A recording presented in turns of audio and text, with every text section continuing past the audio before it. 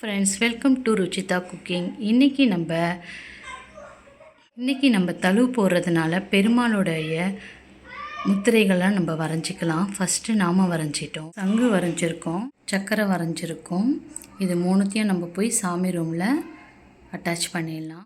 நாமம், சக்கரம், சங்கு நம்ம கைப்படையே வரைஞ்சி அழகாக ஒட்டியாச்சு. விளக்கும் வச்சாச்சு. இப்போ சங்கு சக்கரை நாமத்துக்கு நம்ம மஞ்சள் குங்குமம் வச்சிடலாம். நாமத்துக்கெல்லாம் நம்ம மஞ்சள் குங்குமம் வச்சிட்டோம். பார்க்கவே ரொம்ப அழகாக இருக்குது. நம்ம தழுவும் காட்டுறேன் பாருங்கள்.